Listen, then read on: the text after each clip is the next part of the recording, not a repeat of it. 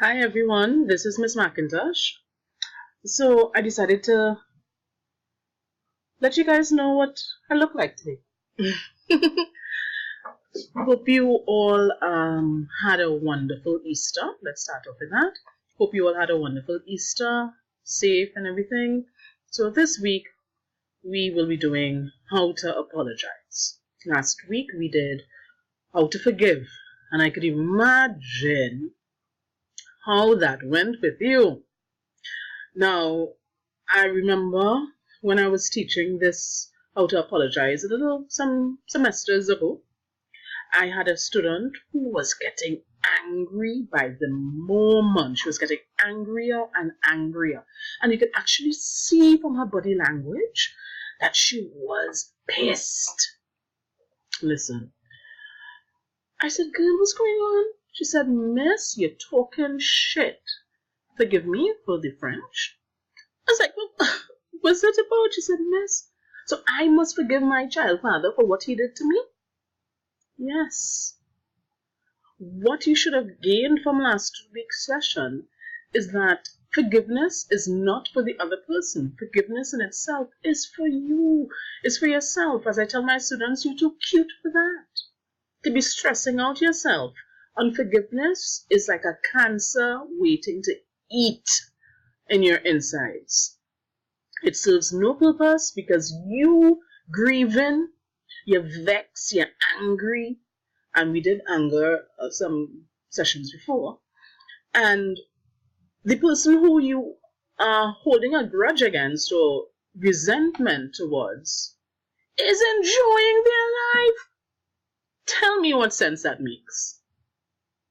That in itself for me is indicative of the fact that I need to do better.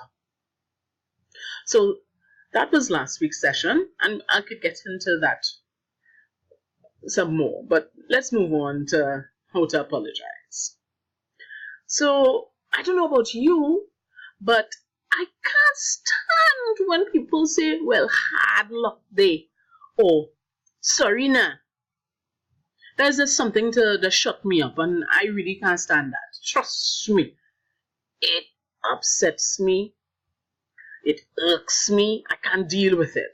So when I came across this book, The 5 Languages of Apology, I said, oh my God, thank you, Jesus. Now I can teach others how to apologize and do it well. Now, as you all know, I have 4 sons, and I also teach them these steps or these elements of apology. And it's really sweet to hear them saying and. So they're prompting each other.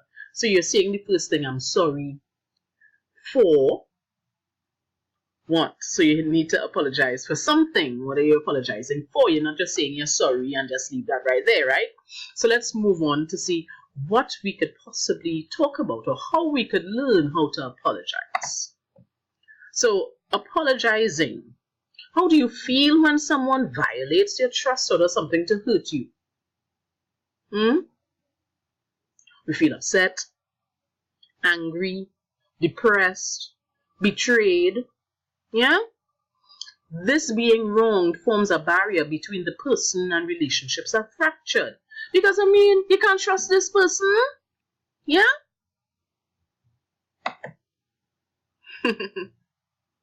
Why do we apologize? It's important. This is very important, people. Why do we apologize? You recognize you're wrong. You did something wrong to hurt somebody, and you need to say sorry. Repair the hurt, the pain. You want to seek forgiveness. You're feeling guilty. These could be some of the reasons why you want to apologize. And I'm hoping that you're apologizing because you're really genuine. And this is what happens when no one apologizes. There's bitterness, dysfunction, resentment. I can't stand you. I don't want you around me. You don't even acknowledge my feelings, what you did to me. How could I work with you? How could I have a relationship with you? What? Are you crazy? No. Come better than that. So for me, I was really appreciative when I saw these 5 dimensions of an apology. 1, expressing regret. I am sorry. Accepting responsibility. I was wrong. I'll repeat. I was wrong. Making restitution. What can I do to make it right? Now, I have some male students who say, but miss, I can't tell my girl this, what I could do to make it right.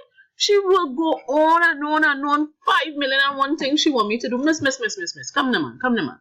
But really, if you are genuine, and that's number 4, genuinely repenting, I'll try not to do it again, you would feel so hurt. You yourself will feel pained knowing the hurt and pain that you caused someone, that you would want to try to make it up somehow. So the best way to do that is to ask the person, how can I make it up to you? And then the 5th and final one is requesting forgiveness. Will you please forgive me? So I've actually gone through breaking it down. Now, mind you, all this is from the book. I mean, if you could get your hands on this book, it would be awesome sauce. But if not, Miss McIntosh, we'll go through it. Don't worry. I read through the book, pulled out the necessities, and made this PowerPoint slide. Oh, one other thing. I put up the 5 Love Languages book on the eClassroom as well. So make use of it. Find out what is your love language, what is the love language of your partner, so that you know how to reach and really communicate love. And especially when you're apologizing as well, you know how best to apologize to that person, okay? Great. So expressing regret. What most people are looking for is an apology is your sincerity. How sincere are you? Are you just telling me you're sorry simply because you want me to shut up? Or really, are you sincere? You realize that you hurt me and you're really sincere about wanting to make it right, make amends for what you have done. And your body language says that, whether you are sincere or not, as well as your tone. Now, there are some people, like Franklin Khan, the government minister, who always smiles. So they could be coming full of grief and yet still smiling, and you'd be like, you really sorry for what you do? Or you just saying that because? Or he might genuinely be sincere. But you have to actually know this individual, especially if this is someone that you have a relationship with. You would know whether or not they are sincere by their body language, by their tone, the way they look. Sometimes people can't look at you in your eyes when they're coming to apologize, simply because they're so ashamed of what they did that merely looking at you is quite difficult for them to do. And we're going to do the difference between shame and guilt as well in this course. I'm hoping that there is growth and that you all are appreciative of these topics as we go along, because as I said before, this conflict resolution class isn't just about studying to pass an exam, but this conflict resolution class is hoping to give you the skills necessary to pass the test of life. Okay? So I'm really hoping that that is what you are getting from these sessions.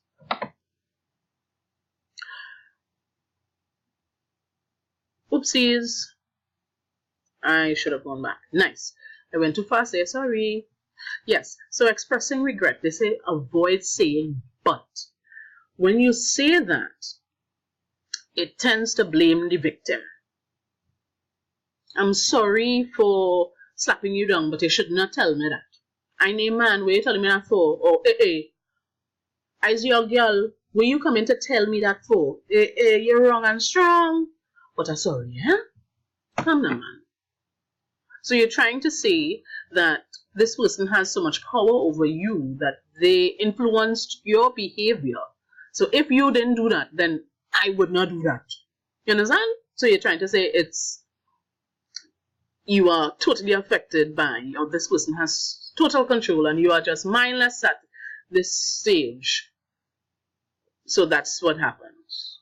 When you do that, you blame the victim, and at this point, that is not showing sincerity. And going back a step further in this, where I needed to tell you all this in terms of being angry, there's a very interesting saying that says, "He who angers us controls us." I'll repeat. He who angers us controls us. So when we get angry, now, being angry is not a bad thing. It's how we manifest that anger, right? But he who angers us controls us. So we give a part of our power to the person who is getting us angry. Every time we get angry, we are, in essence, giving away our power. So that is why we must refrain from our initial response. Recognize that you are angry. I wonder if you guys remember the R's boy. Recognize that you are angry. Refrain from your initial response. Reflect on your alternatives with their corresponding consequences, and then respond. Yeah? Hope you remember that. So let's look at some ways of expressing regret. Excuse me. At the time, obviously, I was not thinking very well. I never intended to hurt you, but now I can see that my words were way out of line. I'm sorry that I was so insensitive. Now, I always tell my students at this point, when we reach these examples of statements of regret and responsibility and sincerity and stuff, that I have to give a Trini flavor to all these things. Right? So one of these good days, I will do just that. But you can help me out by saying how you would have expressed these elements of apology. So this is your assignment now. I'll be doing mine, don't worry. So you all are to add a sincere Trini flavor to these examples of statements for these elements, right? So let's see how we go with that. Accepting responsibility. I was wrong. This is important. This is important, people. How are you going to say that you are sorry without accepting responsibility? You did this. This is all you, bro. This is all you, sis. You did this. And you have to be mature enough. You have to be adult enough. You know they say put on your adult panties? You have to be adult enough to accept responsibility, to say, I was wrong. This is me. I take blame for this. So I really hope that we could get to that point where we could say, I was wrong. And these are just some statements of it. I made a big mistake. At the time, I didn't think much about what I was doing. But in retrospect, I guess that's the problem, huh? I wish I had thought before I acted. What I did was wrong. A Trini flavor to that, boy? Or to anything? Oh, here, next one. I repeated a mistake that we've discussed before. I really messed up. I know that it was my fault. You could be like, dear Laurel, sorry, I was wrong. I really made a mistake. I was going to say shut up there, but I really made a mistake there, girl, and I should not have. And I was wrong. I should not have done that. Right? Probably that is a way that we can express or take responsibility for our actions. Making restitution. It says here that we need to pay our debt to the person that we have wronged. And when we are making restitution, we have to tap into our partner's love language. Now, I remember being in a relationship some years back, and I actually told the gentleman, I said, hear what? You don't know how to love. And then it was after reading the 5 love languages that I realized it's not that he didn't know how to love. He just didn't know how to love me, because he did not know what my love language was. So he couldn't express that at all when he was showing his love for me. Now, I've done the test, so I